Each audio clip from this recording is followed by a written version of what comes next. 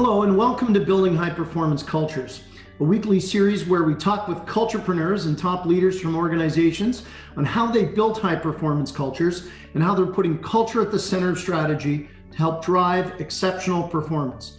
I'm Marty Parker, the President and CEO of Waterstone Human Capital, and my guest today is the CEO of SureCall, Desirée Bombenon. Desirée, welcome to Building High Performance Cultures. Thanks, Marty. Delighted to have you. Desirée and I have known each other for a number of years through YPO, but a little bit more about Desirée. Desirée is the president and CEO of SureCall and has over 30 years of business operational experience and strategic leadership. She's a bold innovator, futurist, and she's truly a purpose-driven leader. And her portfolio includes business strategy, social enterprise, and culture building. Desirée has pivoted her company into a social enterprise, and through the Good Call program has established SureCall as a purpose-driven organization.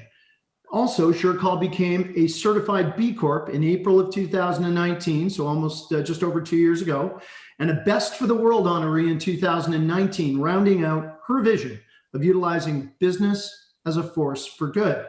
And of course, SureCall was named a Canada's Most Admired Corporate Cultures winner in 2020. On top of all of this, Desirée was awarded RBC's esteemed Momentum Women's Entrepreneur of the Year Award and was named WXN's Canada's Top 100 Most Powerful Women in 2020. She's an active member of a number of organizations. I referenced YPO and the International Women's Forum, and is involved in mentorship programs in her community and throughout the Women's Executive Network. Now, Desirée, for people who aren't familiar with SureCall, tell us a little bit about the organization and about the culture you've built there. So you mentioned SureCall is a purpose-driven business, and we are, but we're a business process optimization company. So what I mean by that is that we have global customers where we design custom solutions for their front end and back end processes. We do that in order to allow companies to focus on their core business.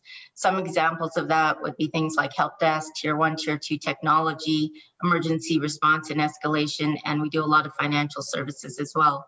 We partner with our clients to produce an exceptional customer experience for the end user.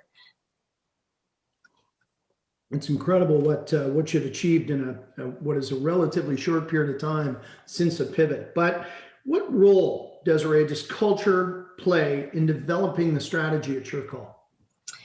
Yeah, our culture is our strategy, Marty, and we use culture as a centering point for all things. The beliefs and values that we've woven through our organization is pivotal to our decision-making process, and also plays a part in all the targets and goals that we set for ourselves. So it's really critical. Culture is center. I describe maybe our culture as something that's dynamic and inclusive, and that we share our successes. We're fully transparent. It's just a great place for creativity and collaboration and trust. So it's part of what helps our business to be successful. Now, as the leader and the CEO, what's your role in culture in the organization, Desirée? Yeah, my role as a leader, I think, is to develop other leaders, first of all, but they have to understand what our cultural norms of our organization is, and that can only happen if I display those norms myself. The team's going to emulate behaviors and values that the leadership shows. So it's up to leadership to lead by example, support and encourage the team. Remember, whether you design and steer the values and beliefs of your organization or not, a culture will form. So you should want it to be the best one for your team and organization to thrive in. That can't happen without leadership's full involvement and commitment. Thanks, Desirée. And you described SureCall, as I did in the introduction, as a purpose-driven organization. What does that really mean? Well, that means that we focus on purpose over profit. We have a mandate to utilize our business as a force for good, as you mentioned, and this doesn't just bring great talent to our company, but it also gives our people something to thrive and drive towards. So, a real meaningful reason for working on our organization. It also brings great partners to our company. A lot of our clients are really, really interested in the purpose-driven piece of what we do and our corporate social responsibility and social impact. That's a real driver for our team and for clients who join and partner with us. Right.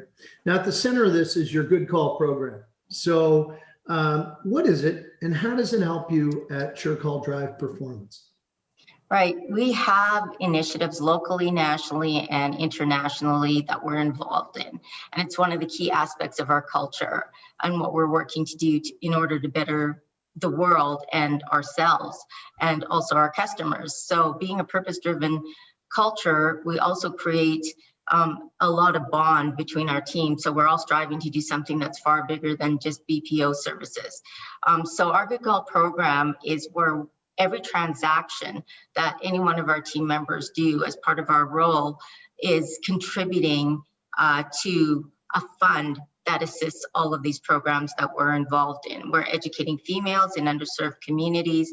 We're advocating for the voice of children of adversity in our nation.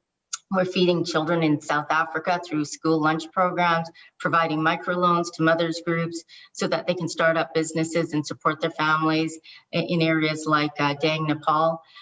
We take on multiple projects each year through the Good Call program. And our team knows that, they're the ones contributing, helping to contribute to this program.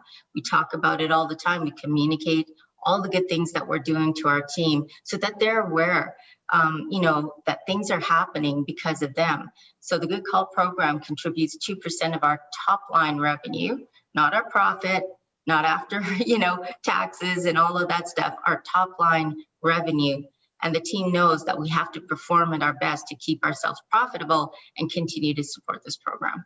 Wow, that is ambitious. Often you hear about profitability and not on the top line. So that says a lot. Now, SureCall is also a certified B Corporation. And for those who aren't familiar, not everybody is, of course, with B Corps, Desiree. Describe what that means and why it's really an important step for your organization. Right. Well, to become a certified B Corporation means that your company, first of all, is upholding the highest standards in social and environmental governance by maintaining numerous metrics that are audited annually to ensure that you're meeting or exceeding those targets.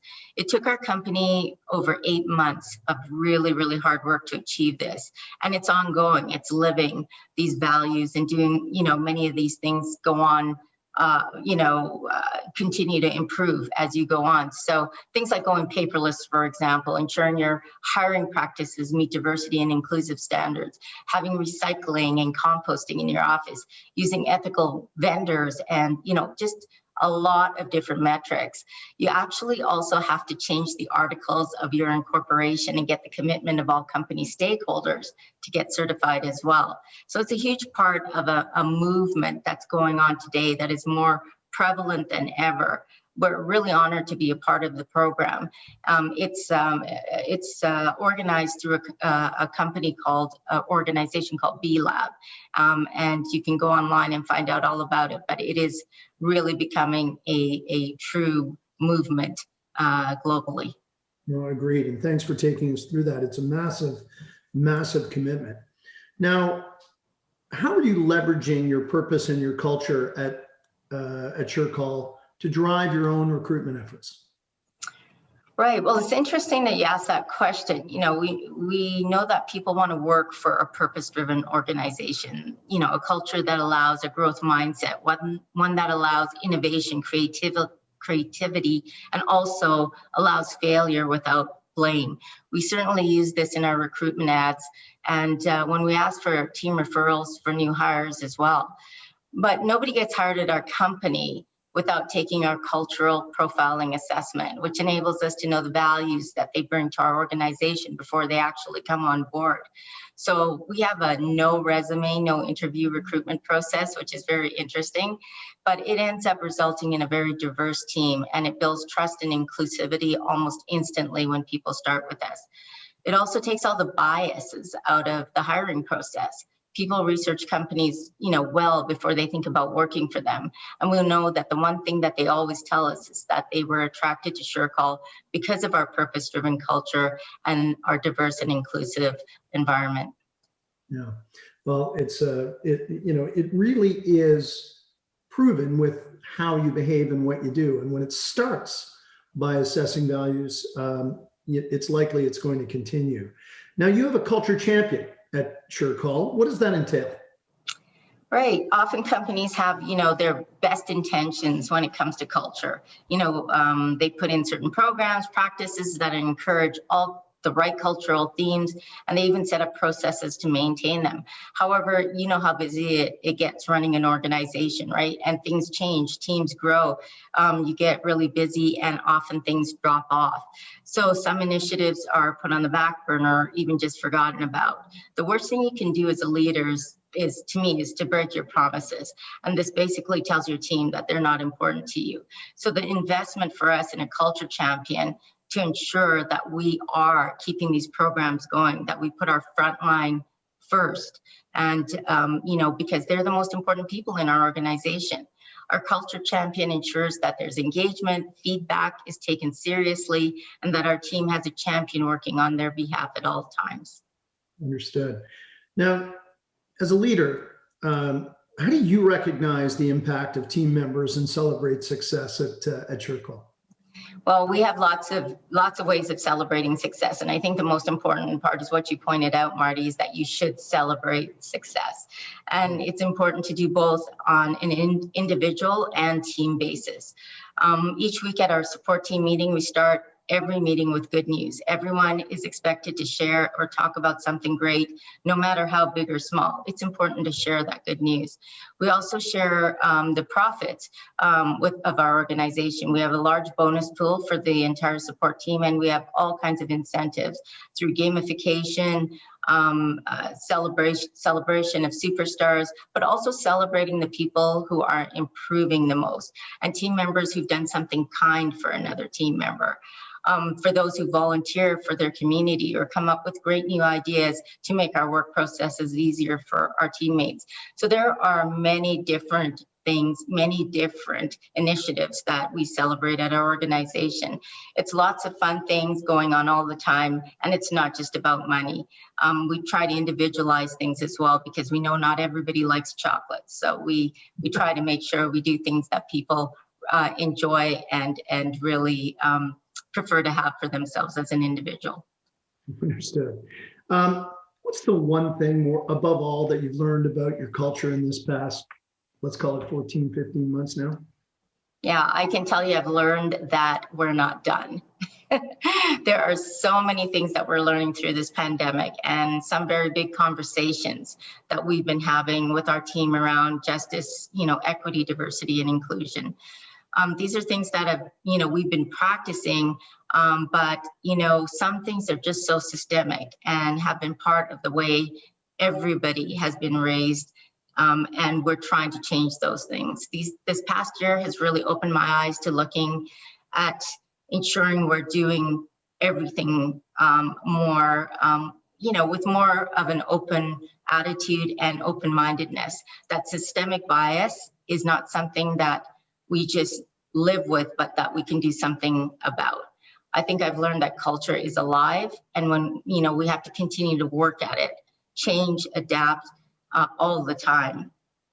I don't think you could ever say you're done. Culture just continues to move forward. It doesn't work that way where you can just stop and say, okay, now we have our culture. I think it's always moving and changing, and I think we've learned a lot about that in the past year.